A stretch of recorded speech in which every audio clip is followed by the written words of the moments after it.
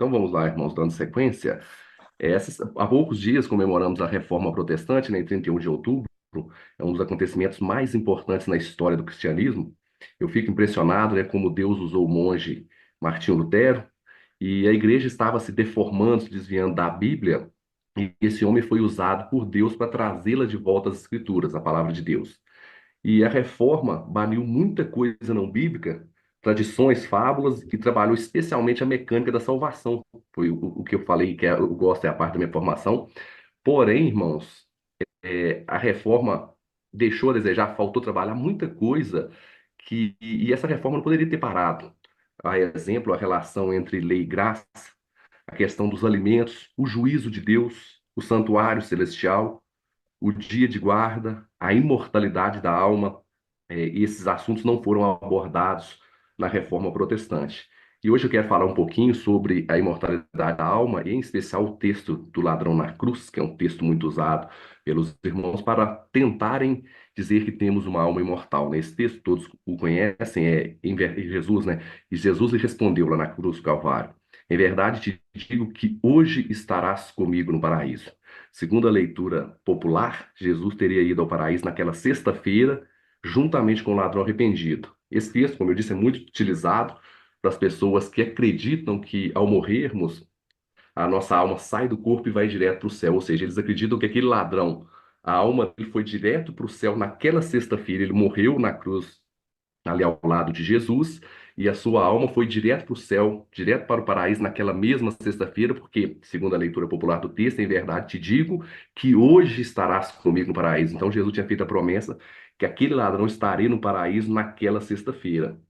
Só, irmãos, que os defensores desta leitura e da doutrina da imortalidade da alma esbarram em várias questões bíblicas e se apoiam unicamente, eu digo com propriedade, unicamente na tradição, e que é uma herança da filosofia grega. Essa leitura, infelizmente, para os que a defendem, essa leitura faz com que a Bíblia tenha contradições, ela pula etapas que a Bíblia nos apresenta como o juízo de Deus, que a pessoa morre, vai direto para o céu, pulou o juízo. Ela faz uma má tradução e ignora o background, o pano de fundo semítico no pensamento dos autores neotestamentários que escreviam em grego, mas tinham um pano de fundo semítico, idioma hebraico, aramaico por trás da escrita inspirada pelo Espírito Santo em grego. E às vezes, muitas das vezes, os textos utilizados para apoiar essa doutrina são traduções e nunca os idiomas originais. E, infelizmente, ao crerem nessa doutrina, eles acabam, sem perceberem, deturpando a semântica das palavras do idioma hebraico, em especial, dando a elas um significado helênico, platônico, que advém unicamente da filosofia grega, que é a palavra nefesh, que é alma, e a palavra psche, que também é alma em grego, né? Eles pegam a palavra alma, que é o conceito de alma na Bíblia, e colocam sobre ela o conceito platônico, que é de um ser imaterial, um ser que subsiste fora do corpo com consciência. Não é esse o conceito que vemos na Bíblia, no Antigo e Novo Testamento, que é o significado principal da palavra alma, né? Nefesh e psche na Bíblia. E os defensores dessa ideia da imortalidade da alma, sem perceber, estão indo contra a palavra de Deus e negando, ofuscando a maior esperança que é a vinda de nosso Senhor e Salvador Jesus. Né? E eu quero trabalhar com os irmãos esses cinco tópicos, né? E o primeiro tópico, que é algumas contradições que haverá na Bíblia se aceitarmos essa doutrina, que ao morrermos iremos direto para o céu, que há uma alma imortal dentro de nós. Quando lemos em Atos 2, 32 a 34, diz assim, né, no discurso de Pedro: A este Jesus, Deus ressuscitou, do que todos nós somos testemunhas. Exaltado, pois, à destra de Deus, tendo recebido do Pai a promessa do Espírito Santo, derramou isto que vedes e ouvis, porque Davi não subiu aos céus. Olha que texto impressionante, irmãos. Davi não subiu aos céus. A Bíblia diz que Davi, né, a personagem mais importante para os judeus e para o judaísmo, não foi para o céu, ou seja, Davi que viveu ali 750 anos mais ou menos, não, 1000 anos, né, antes de Cristo, 750 foi Elias, 1000 anos antes de Cristo, a Bíblia diz que ele não foi para o céu. Pedro, inspirado pelo Espírito Santo, diz que ele não foi para o céu. E nesse texto vemos que se Davi não foi o ladrão que estava na cruz, será que ele teria ido? A gente vê que temos um problema de interpretação quando entendemos essa doutrina. Quando a gente olha em Mateus 12:40, o texto inspirado nos informa que, porque assim como esteve Jonas 3 dias e 3 noites no ventre do grande peixe, assim o Filho do Homem estará 3 dias e 3 noites no coração da terra. Ou seja, Jesus estaria 3 dias e 3 noites no coração da terra, assim como Jonas esteve no ventre do grande peixe, ou ele estaria no paraíso, porque se ele morreu naquela sexta e estava no paraíso, há contradições. Esses textos não, são textos que se contradizem se entendermos Lucas 23:43, como Jesus estando no paraíso naquela mesma sexta-feira. Não conseguiremos entender se o ladrão estaria no paraíso naquela mesma sexta-feira, se Davi não tinha ido aos céus. E, além dessas contradições que são periféricas, temos uma contradição que é muito importante, que é a de João 20:17, que é quando Jesus, ressurreto, aparece para Maria Madalena, no domingo, Jesus morre na sexta-feira, Jesus, ao morrer na sexta-feira, ele ressuscita no domingo, e ele aparece, a primeira pessoa que o vê ressurreto é Maria Madalena, e ele diz para Maria Madalena o seguinte, João 20:17, recomendou-lhe Jesus, não me detenhas, porque ainda não subi para o meu Pai, mas vai ter com meus irmãos e dize-lhes, subo para o meu Pai e vosso Pai, para o meu Deus e vosso Deus. Veja bem, irmãos, olha que interessante esse texto. Se Jesus, domingo, disse para Maria Madalena não segurá-lo, que ele ainda não tinha subido para o céu, como que naquela sexta-feira Jesus estava no paraíso com o ladrão arrependido? Há de se pensar, porque há uma contradição entre esses textos, se lermos aquele texto de Lucas 23:43, como Jesus estando no céu, no paraíso, naquela mesma sexta-feira, pois domingo de manhã ele disse que não tinha ido. Tem pessoas que preferem aceitar ou deixar subentendido que Jesus mentiu, ou seja, ele foi para o céu na sexta-feira, mas estava mentindo para Maria Madalena no domingo, do que aceitar a verdadeira doutrina que a Bíblia nos apresenta, que ao morrermos não iremos direto para o céu. E quando a gente olha, esses são alguns pontos que, se aceitarmos essa doutrina, devemos bater de frente, pois são pontos que nos mostram que a Bíblia tem contradição em seus ensinamentos e doutrinas. Por isso eu digo que esse texto não pode ser lido dessa forma. E a segunda parte, né, que devemos nos atentar é a etapa bíblica, que são algumas das etapas bíblicas que são puladas, né, que é a etapa do juízo, se aceitarmos essa doutrina. Pois quando olhamos o texto de Mateus 10:14 e 15, diz assim: Se alguém não vos receber nem ouvir as vossas palavras, ao sairdes daquela casa ou daquela cidade, sacudiu o pó dos vossos pés. Em verdade vos digo que menor rigor haverá para Sodoma e Gomorra no dia do juízo do que para aquelas cidades. Olha que interessante esse texto. Jesus dizendo que se aquelas cidades não recebessem a pregação do evangelho, no dia do juízo haveria menor rigor para Sodoma e Gomorra, que foram duas cidades ímpias, do que para elas, né? Olha que interessante, porque Sodoma e Gomorra havia sido destruída por fogo e enxofre que caiu dos céus há 1.800 anos antes de Cristo. Ou seja, se uma cidade que foi destruída há 1.800 anos antes de Cristo ainda não havia sido julgada e haveria menor rigor para essa cidade do que para aquela que rejeitaram o evangelho, como que a gente pode crer que a pessoa morre e vai direto para o céu?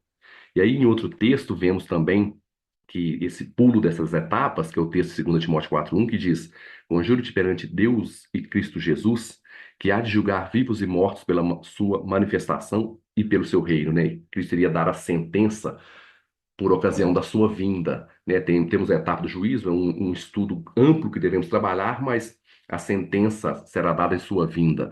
E há mais textos, né, na Bíblia, eu gosto de frisar isso, que falam sobre o juízo do que os dons espirituais. E temos as igrejas pentecostais, né? E às vezes o pessoal dá ênfase nos textos que falam dos dons espirituais e esquecem os textos que falam do juízo. E ao acreditarem nessa ideia que morre a pessoa vai direto para o céu, as pessoas estão ignorando essa parte que a Bíblia fala sobre um juízo que haverá. E um terceiro ponto que devemos entender que se faça um uso de más traduções ou de traduções baseadas em pressupostos e que ignora o pano de fundo semítico dos autores neotestamentários. Eu gosto de lembrar aqui que há várias traduções excelentes em nossa língua, em português, né? São apenas alguns pontos e alguns textos que precisam ser trabalhados. As nossas traduções em línguas portuguesas são excelentes. Há alguns pontos, como eu disse, que precisam ser trabalhados, ou se nós entendermos o que está no original ou por trás daqueles pontos, fica mais fácil de compreendermos, e não cairmos no erro. Se a gente olhar Como eu disse aqui, irmãos, se os irmãos entenderem, o texto de Lucas 23:43 diz, a tradução Almeida Revista Atualizada: E Jesus lhe respondeu: Em verdade te digo que hoje estarás comigo no paraíso. Eu devo lembrar aos irmãos que o texto original, escrito em grego, saído da pena dos apóstolos, nesse texto original não há essa conjunção que. Eu até pus ela em vermelho aí para os irmãos verem o destaque. O texto original está: Em verdade te digo, hoje estarás comigo no paraíso. Não tem essa conjunção que, né? Essa conjunção foi acrescentada pelo tradutor. Devo também esclarecer aos irmãos que o texto que os apóstolos escreveram, em especial Lucas, ele era um texto escrito todo em maiúsculas, os conhecidos os unciais, sem pontuação, sem espaço entre as palavras, embora havia regras gregas naquele tempo, regras de pontuação, né, de acordo com a convenção de sua época, que são perceptíveis na leitura do texto. Quando a gente olha, a gente vê que essas regras, né, que foram criadas aí pelo menos 3 séculos antes de Cristo por Aristófanes de Bizâncio, que é o sucessor de Erastótenes, o que calculou a circunferência da Terra ele 300 anos antes de Cristo, ele tinha criado pelo menos 3 pontos, né, que era uma pausa maior, menor e uma pausa semelhante à vírgula, que é o sigma teleia, o sigma Massey e o hypóstigma. Esses 3 pontos já existiam, porém não foram usados, provavelmente para se escrever ali o texto de Lucas, mas já existiam.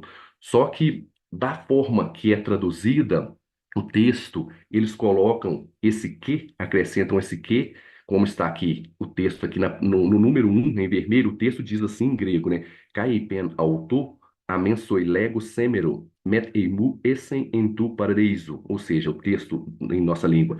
E disse a ele, né? Jesus dizendo a ele, Amém. A ti digo hoje, comigo estarás no paraíso. Veja que interessante aqui, Amém. A ti digo hoje, tudo em vermelho, comigo estarás no paraíso. Essa é a ordem que aparece no texto grego. A conjunção integrante, como eu disse, foi inserida pelo tradutor, e nesse período a gente vê que há 2 verbos, o verbo dizer e o verbo estar, né? Digo e estar. Em verdade, te digo e estarás comigo no paraíso. E quando a gente entende, irmãos, há entre esses 2 verbos um advérbio de tempo, o advérbio hoje, né? Sabemos, assim, falando de língua portuguesa de forma superficial, sabemos que o adjetivo ele exerce função sintática, ele modifica, ele exerce força sobre o substantivo. Um exemplo, o aluno inteligente, né? O inteligente está qualificando, exercendo força sintática sobre o aluno. Se a gente dizer moço bonito, mesma coisa. E sabemos que o advérbio na língua, em vários idiomas, modifica o verbo. Nesse caso, temos aí um exemplo aí, o verbo aqui que eu trouxe como exemplo, falou calmamente. O advérbio calmamente, o advérbio de modo, está exercendo força sobre o verbo falar. Disse bastante, o advérbio bastante ali, que é um advérbio de intensidade, está exercendo força sobre o verbo dizer, ou seja, um advérbio exerce força, função sintática sobre um verbo. Isso é simples. Mas nesse período, né, como que a gente vai dividir essas orações? O advérbio hoje ele vai modificar o verbo dizer ou o verbo estar. Ele deve exercer força sobre um dos 2 verbos, né? Digo hoje ou estará hoje comigo. Vimos que não há conjunção integrante, né? Sendo assim, esse texto deve vir com uma vírgula depois do advérbio. Então, esse texto deve ser lido de uma dessas 2 formas aí que eu coloquei em vermelho, número 1 e 2. Ele deve ser lido ou da primeira forma, em verdade te digo, vírgula, hoje estarás comigo no paraíso, ou da segunda forma, em verdade te digo hoje, vírgula, estarás comigo no paraíso. Quando a gente analisa as regras de uma língua morta, a gente vendo os usos que os autores faziam dessa língua, a gente consegue identificar os usos que eles faziam de determinado artigo, do advérbio com o verbo, se havia artigo naquele substantivo após o verbo ou antes do verbo, se em 2 substantivos e um sujeito se havia artigo nos dois, a gente consegue identificar as regras de uma língua morta. No português temos a gramática normativa, que já diz como devemos trabalhar na língua. Um exemplo, mim não pode ser sujeito de uma oração. Já em uma língua morta, como não temos a gramática, devemos investigar, estudar a língua e ver como que os autores trabalhavam e ver o funcionamento e identificarmos as regras. Interessante que, ao tentar estudar sobre qual verbo esse advérbio hoje exercer função sintática, um homem, eu pus só as siglas do nome dele aí, R.P. Silva, né? Rodrigo Pereira da Silva, ou Rodrigo Silva, ele descobriu uma regra gramatical que foi usada muito na Septuaginta, que Lucas fez uso dessa regra.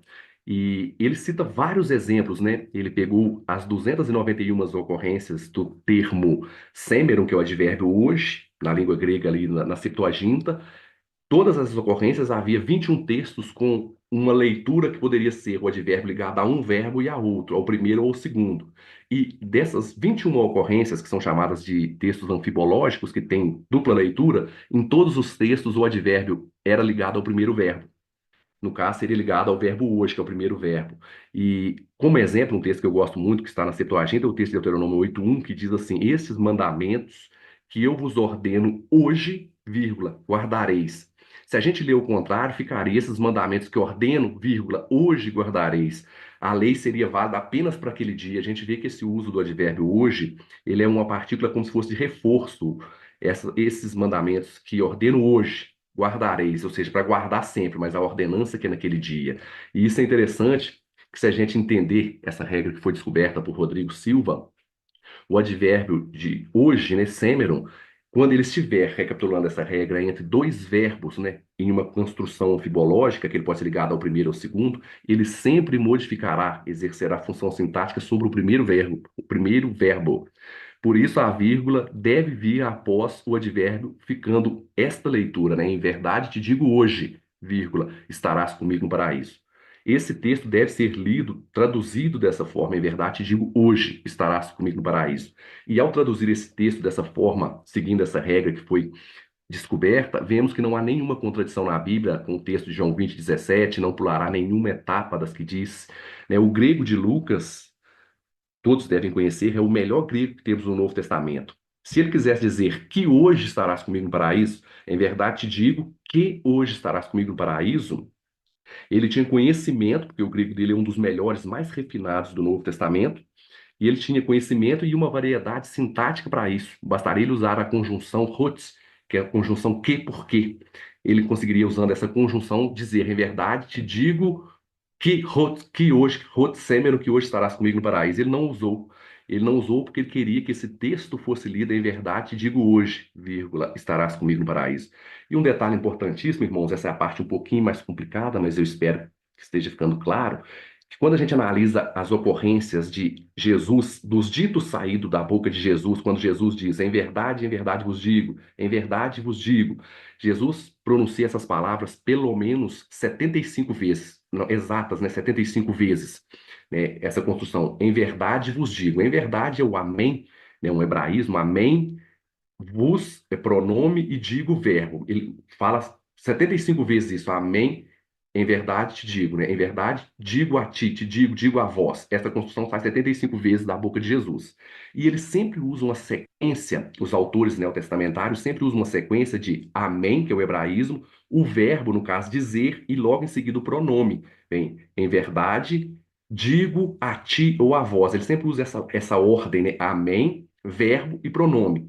Apenas em Lucas 23:43 essa ordem é invertida. O Espírito Santo inverteu essa ordem, guiando Lucas, a pena de Lucas, além de não colocar a conjunção hotes, a conjunção para ficar aqui hoje, ele ainda fez com que Lucas invertesse essa, essa ordem desse verbo e do pronome para poder dar ênfase ao hoje sendo ligado ao primeiro verbo. Porque se traduzirmos, né, em verdade, digo, que hoje estarás comigo no paraíso, seria uma oração principal e uma segunda oração, né, uma oração, no caso, subordinada substantiva, objetiva direta, com o que ele sendo constante integrante. Ele não colocou essa conjunção e inverteu a ordem para os irmãos entenderem.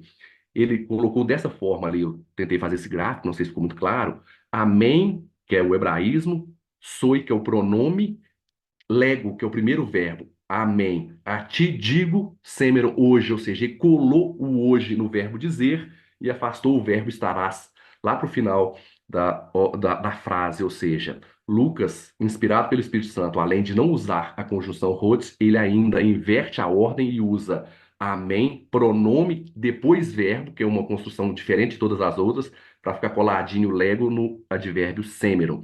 Isso é muito interessante, que se a gente avaliar, isso não é um solecismo de Lucas, né? Lucas, ele era muito refinado, um grego muitíssimo refinado. Eu vejo que isso é um hipérbato de Lucas, ele querendo ali dar ênfase, ele querendo mostrar que esse texto deveria ser lido dessa forma, o Espírito Santo o inspirou a escrever dessa forma. E se compararmos esse texto dele com o texto de Lucas, de Marcos aqui, ó, Marcos 14:30, vemos essa forma. Marcos diz aí, ó, usando o amém, lego soi, ele já inverte, né? Amém, digo a ti, rot, está escrito em letra negrito e preto aí, su semeron, ou seja, ele diz, e Jesus respondeu, amém, digo a ti que tu hoje está, nesta noite, né? Ou seja, que tu hoje, nesta noite, a gente vê que a ordem é invertida ainda tem a partícula, a conjunção integrante, rot, que Lucas não fez uso de nenhuma desses dois usos de inverter a ordem pronome e verbo, nem da conjunção integrante. E isso é muito importante, termos isso em mente e analisarmos isso nesses ditos para vermos que a melhor tradução é, em verdade, digo, hoje, vírgula, estarás comigo no paraíso. E uma coisa que não é analisada, que é o pano de fundo semítico por trás dos escritos neotestamentários, né? Da sintaxe do Novo Testamento, a sintaxe do Novo Testamento, ela tem alguma influência da sintaxe semítica. Quando a gente vê a palavra amém, isso já demonstra o pano de fundo semítico, pois amém é um hebraísmo. Os autores neotestamentários poderiam optar pela palavra equivalente aletos, que é em verdade, verdadeiramente, eles não usaram aletos. Eles usaram amém, ou seja, vemos que há um pano de fundo semítico por trás dessa construção dessas frases do Novo Testamento, né? E essa aparente redundância que alguns tentam dizer que há em digo hoje, né, é vista em vários textos, tanto do Antigo quanto do Novo Testamento. A gente vê que essa aparente redundância, se analisarmos, isso aí é até um anacronismo, porque analisar o texto grego sob uma ótica de um idioma moderno ocidental no século XXI acaba sendo um anacronismo. E eu vejo, irmãos, essa redundância, aparente redundância, em vários textos, como Gênesis 2:7, certamente morrerás. No original está morrer, morrerás. Gênesis 26:11, a mesma coisa. Gênesis 3:16, as dores da gravidez, aumentar, aumentarei. Sonho, sonhastes, em Gênesis 37:10. Abençoar com bênçãos, em Gênesis 49:25.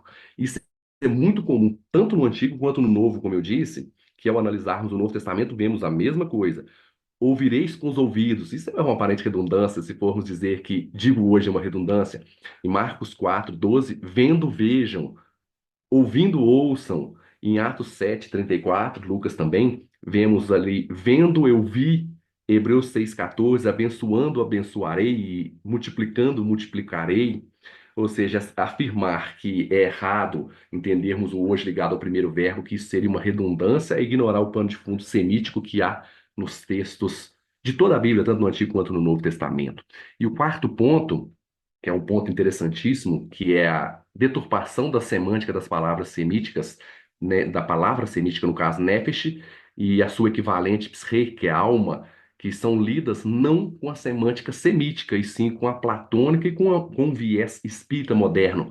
Pois todos nós, infelizmente, todos os cristãos modernos, ao verem, ao lerem a palavra alma na Bíblia, eles já veem alma, já tem como significado daquela palavra o significado platônico, o significado espírita de um ser imaterial que subsiste fora do corpo após a morte com consciência. Essa semântica não é uma semântica semítica. Essa semântica é platônica e espírita, espírita moderna.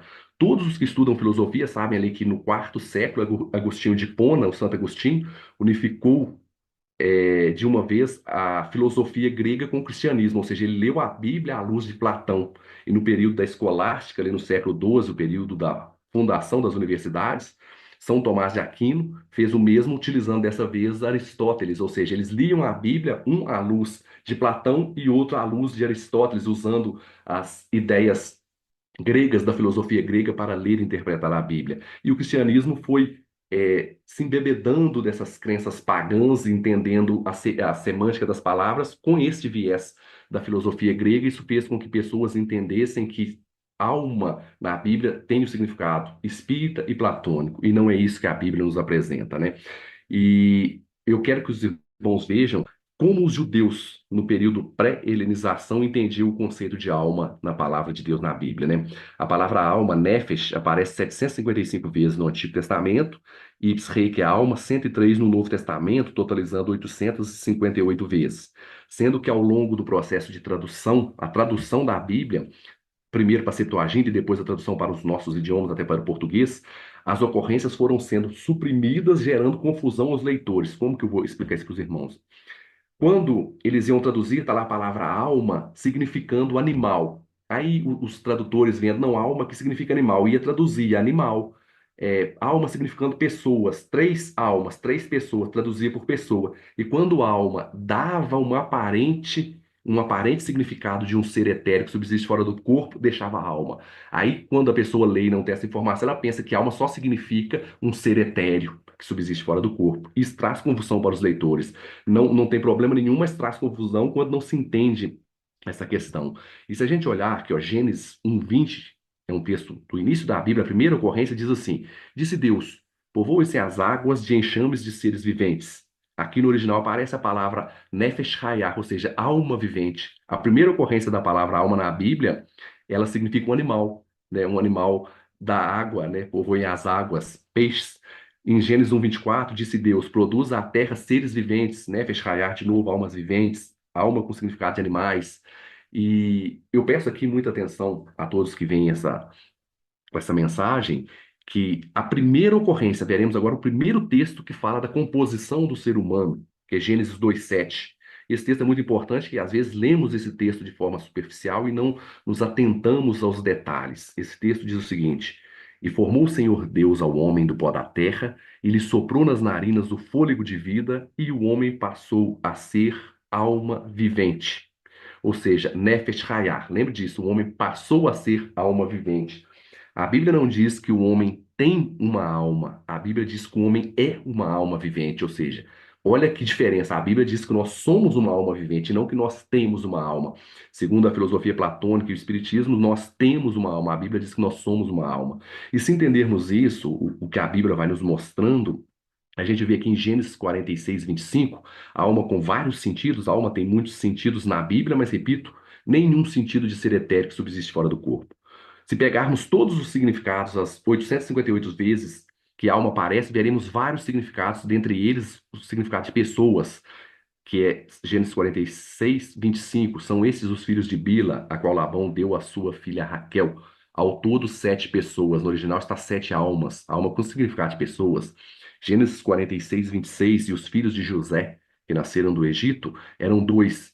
Todas as pessoas da casa de Jacó que vieram para o Egito foram 70. Literalmente, esse texto está: os filhos de José que nasceram no Egito eram duas almas. E todas as almas da casa de Jacó eram 70 almas, ou seja, alma com significado de pessoas. E quando a gente olha aqui, alma com significado de vida, que é um outro significado que temos para a palavra alma no pensamento semítico, Gênesis 37:21 diz: Mas Ruben, ouvindo isso, livrou-o das mãos deles e disse: Não lhes tiremos a vida. Literalmente está: não lhes tiremos a alma com significado de vida. O mesmo ocorre em Levítico 26:16, né? A febre ardente que faz desaparecer o lustre dos olhos e definhar a vida. No original está definhar a alma. A alma aqui com significado de vida. Os irmãos estão acompanhando, estão dando para ver direitinho, né, irmãos? Perfeito, Everton. Tá dando, né? Então, dando Tá sequência ótimo, aqui, irmão. Tá ótimo. dando sequência para os irmãos acompanharem. Alma também com sentido de sangue, quando vemos lá em Gênesis 9:4, Deus dando a ordem que carne, porém, com sua vida, isto é, com seu sangue não comereis, ou seja, onde está a vida, no original está a alma, né? A alma com sentido de sangue. E o texto, que é um texto lindo e o mais importante para nós cristãos, que é Isaías 53:12, que diz assim: Porquanto derramou a sua alma na morte, né? O servo sofredor, ele derramou a sua alma na morte. Vemos aqui que alma aqui tem significado de sangue, ou seja, Jesus derramou seu sangue na morte, na cruz, para nos salvar. É alma com sentido de sangue. E alma tem um sentido curioso também, no pensamento semítico, o sentido de cadáver. Em Números 5:2, a parte B, temos assim: imundo, todos seriam imundo por ter tocado em algum morto. No original aparece por ter tocado em alguma alma, nefesh. A alma que tem significado de cadáver, o mesmo em Números 6:6. Todos os dias da sua consagração ao Senhor, não se aproximará de um cadáver, né? No original, não se aproximará de uma alma morta, ou seja, alma com sentido de cadáver. Vemos alma com sentido de pescoço, em Jonas 2,5, né? As águas me cercaram até a alma. Em nossas Bíblias está até a alma, mas vemos que alma, embora permaneceu como no original, aqui claramente significa pescoço. A água chegou até o pescoço de Jonas. Temos mais textos, eu separei aqui apenas um de cada para não ficar muito maçante. Vemos aqui alma com sentido de garganta, né? Isaías 5,14 diz assim: por isso a cova, né? A sepultura. Por isso a cova aumentou o seu apetite, abriu a sua boca. No original está: por isso alargará a cova a sua alma, ou seja, alma que tem o sentido de garganta, de boca, de goela, que é os significados principais da palavra alma, né? Os significados mais primitivos da palavra alma. O significado mais antigo que se tem, se não me engano, salvo engano, é de, se eu não estou enganado, de respirar. O significado mais antigo que temos em acadiano da palavra alma, a evidência mais antiga. Mas aqui alma no sentido de garganta. Alma significava tudo aquilo que ocorre do pescoço para cima, respirar, cansar, descansar, a fome, o apetite, a goela, a boca, o pescoço. Esse é o pensamento semítico, se olharmos aqui Abacuque também 2,5, vemos que no texto que diz assim, como o vinho enganoso, tampouco permanece o arrogante, cuja gananciosa boca se escancara como o sepulcro, e como a morte não se farta. No original está aqui, alarga como o sepulcro, né? O arrogante, né, cuja gananciosa boca se escancara, a alma se alarga como sepulcro, ou seja, a boca, a alma, né, novamente, a alma aqui com significado de boca, de garganta, né, e com sentido de respiração, a gente vê lá no texto de Jó, 41:21, falando do grande monstro, diz que o seu hálito, né, a sua respiração, faz incendiar carvões, e da sua boca sai chamas. No original está, a sua alma faz incendiar carvões, ou seja, o hálito, o ar que sai da boca é chamado de alma. Isso é muito interessante, né? E aqui eu fiz uma notinha que há diferenças da Bíblia hebraica para nossas traduções, a revista Almeida, revista atualizada, no caso, uma é Jó 41:13, na outra é Jó 41:21. Há uma diferença de numerações de versículos e capítulos, nada significativo, apenas nisso. E se olharmos também no texto de Jeremias, vemos aí em Jeremias 2:24, que a jumenta selvagem é acostumada ao deserto e que no ardor do cio sorve o vento, ou seja, no original está que a sua alma sorve o vento, ou seja, a sua boca, a sua respiração sorve o vento. A alma com significado de boca, nariz e respirar. E tem alguns sentidos, esse, irmãos, eu quero que prestem atenção, que são sentidos que jamais imaginaríamos que a alma teria se não estudássemos os textos no original. Eu, graças a Deus, estudo com o pastor Paulo. Olha que significado importantíssimo aqui em Salmos 19:9. Diz assim: estou de contínuo em perigo de vida. No original está: estou continuamente com minha alma na palma da mão, ou seja, alma na palma da mão é correndo risco de vida. Em Gênesis 34:3 diz assim: sua alma se apegou a Didiná, né, o filho de Jacó lá, que apaixonou-se pela irmã, se eu não estou enganado esse texto. Sua alma se apegou a Didiná, filha de Jacó. Aqui temos uma expressão idiomática, né, que a alma grudou, de alma grudada, alma colada, soldada. Essa expressão significa nada mais que apaixonar-se. E um significado que eu acho interessantíssimo é de Isaías 3:20, que Isaías falando pelo Espírito Santo, diz o seguinte: os turbantes, as cadeiazinhas para os passos, as cintas, as caixinhas de perfumes e os amuletos. Aqui ele diz, falando dos turbantes, os colares, as pulseiras, né? E as caixinhas de perfumes e os amuletos. No original, onde está caixinhas de perfume, aparece as casas das almas, né? O Vatei Hanefesh, que é casas de alma, né? É interessantíssimo entendermos que alma significa um vidro de perfume na mentalidade hebraica, né? E o mesmo ocorre no Novo Testamento. Se a gente olharmos em Atos 7:14, a gente vê que Jacó desceu para o Egito com 75 pessoas, né? No original está, no Novo Testamento, no original grego, está 75 almas. Atos 14:2, né, os judeus incrédulos irritaram os ânimos dos gentios contra os irmãos. No original está: irritaram as almas dos gentios, ou seja, alma com sentido de ânimo, de moral, de confiança, de coragem.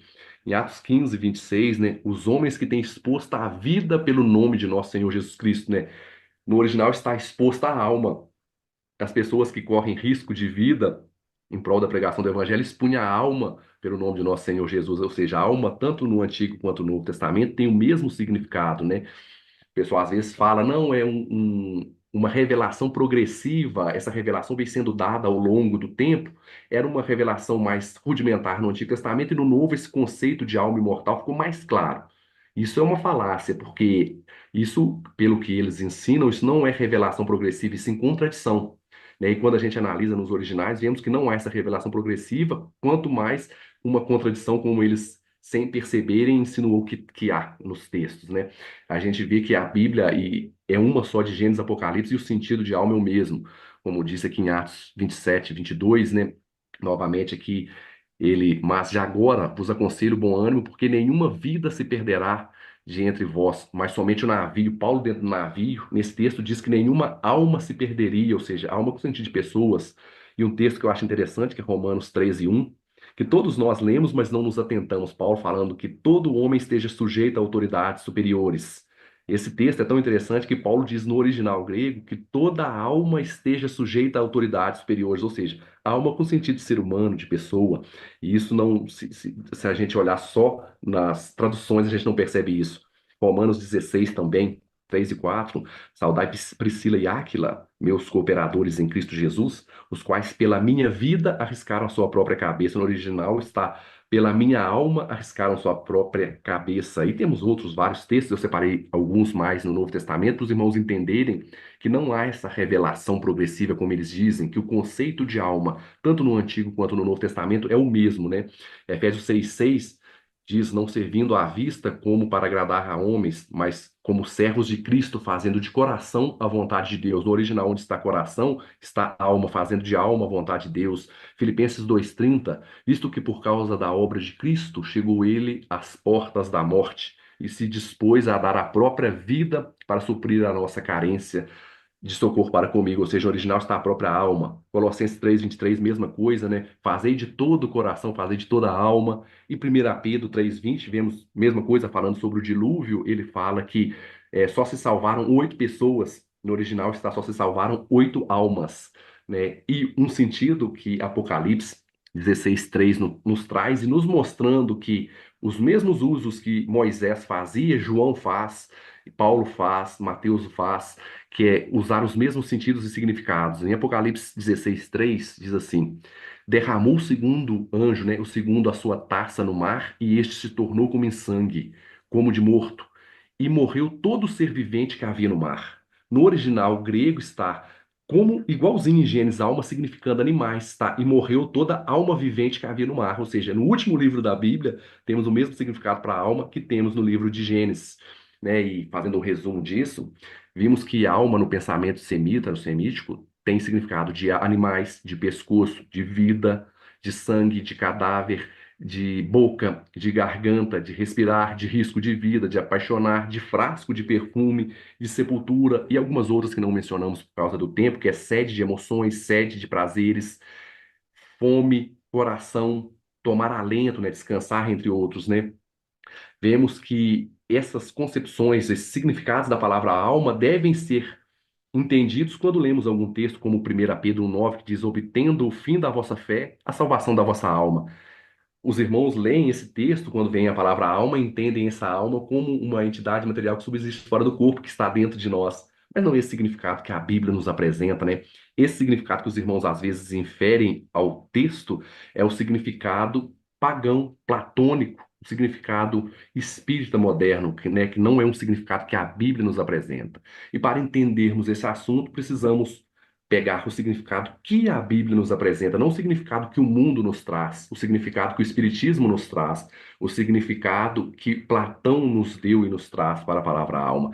Por isso que há tanta confusão. Essa discussão eu pus aqui no finalzinho, não haveria nem de existir, né? Não deveria existir essa discussão se todos entendessem os significados da palavra alma e não inferissem no texto sagrado um significado que não procede da Bíblia, que vem de Platão, Aristóteles e do Espiritismo moderno.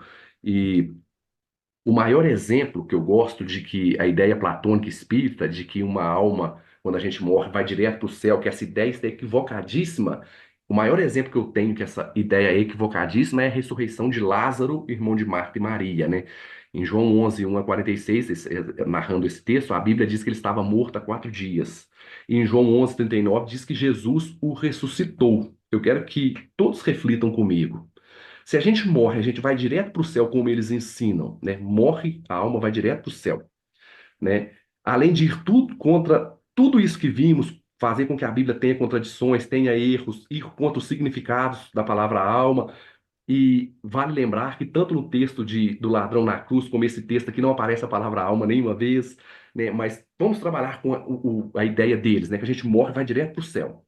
Se isso for verdade, quando Jesus ressuscitou Lázaro, irmão de Maria, Marta e Maria, Jesus fez o maior desfavor para ele. Imaginemos, Lázaro está lá no céu, no paraíso, junto a Deus, curtindo do paraíso, da imortalidade, da eternidade, junto com Deus, e Jesus vai, ressuscita ele, fala: Não, volta para a terra aqui que você tem que sofrer mais um pouco, envelhecer mais e morrer.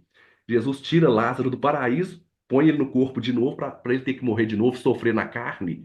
Se essa doutrina fosse verdadeira, Jesus fez um desfavor para Lázaro. E o interessante é que nesse relato de Lázaro, né, da ressurreição de Lázaro, se Deus quisesse nos trazer alguma informação sobre uma vida pós-morte com consciência, esse texto seria o texto perfeito para João relatar, narrando as palavras de Lázaro, como é a vida pós-morte. Vemos que a Bíblia se silencia sobre isso. Então, esse texto da ressurreição de Lázaro, para mim, é o texto mais importante que temos para provar que essa ideia que ao morrer iremos para o céu é equivocadíssima. E aqui eu vejo, irmãos, que essa imagem de um cemitério, né, que sem Cristo, sem a sua vinda, né, devido à entrada do pecado no mundo, é isso que nos resta, né? A sepultura, a morte, a inconsciência, como diz lá em Eclesiastes, não há obra, não há conhecimento, não há projeto, não há sabedoria, não há amor, não há ódio, não há nada. Isso é que nos resta, né? Mas o que a Bíblia diz, finalizando a nossa mensagem, sobre salvação? Como e quando iremos para o céu? E em que deve ser a nossa esperança, né? Em que deve ser essa esperança? O que a Bíblia nos apresenta, né? Eu gosto muito dessa imagem aqui, é o túmulo aberto, a pedra que foi rolada, as três cruzes vazias e uma frase em grego que era muito dita nas Páscoas da igreja primitiva, que é Christos aneste, aletos anestes, que traduzindo é Cristo ressuscitou, verdadeiramente ressuscitou, ou seja, isso que devemos ter em mente. Que os irmãos vejam aqui em alguns textos que separei para demonstrar em que deve ser a nossa esperança, que Daniel 12:2 diz assim, no Antigo Testamento: Muitos dos que dormem no pó da terra ressuscitarão, uns para a vida eterna e outros para a vergonha e horror eterno.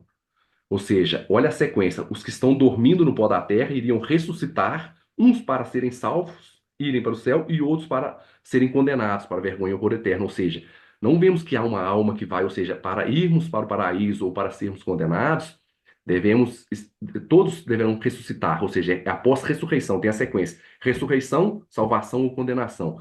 Daniel 12, 13, a mesma coisa.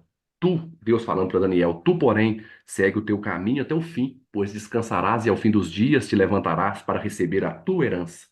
Ou seja, Daniel deixa claro que a salvação e a condenação ocorrerá no último dia mediante a ressurreição. E essa mesma dinâmica, essa mesma analogia, o mesmo paralelo perfeito encontramos no Novo Testamento para quebrar essa ideia de uma revelação progressiva, encontramos em João 5:28. Não vos maravilheis disso, porque vem a hora em que todos os que se acham nos túmulos ouvirão a sua voz e sairão. Os que estiverem feito bem para a ressurreição da vida e os que estiverem praticado mal para a ressurreição do juízo. A mesma ideia. E Lucas 14:14, né, diz assim: Saberás, bem-aventurado, pelo fato de não teres eles com que recompensar-te. A tua recompensa, porém, tu a receberás da ressurreição dos justos. Olha quantos textos, irmãos. E aqui vemos em João 14, 1 a 3, Jesus diz: Não se turbe o vosso coração, credes em Deus, credes também em mim. Na casa de meu pai há muitas moradas. Se assim não for, eu vou-lo teria dito. Pois vou preparar-vos lugar, e quando eu for vos preparar lugar, voltarei e vos recebereis para mim mesmo, para que onde eu estou estejais vós também. Ou seja, ele tem que voltar para nos buscar. A gente não vai de encontrar ele sem ele voltar para nos buscar. E outro texto, que é um texto que eu gosto muito, que é Paulo falando sobre isso.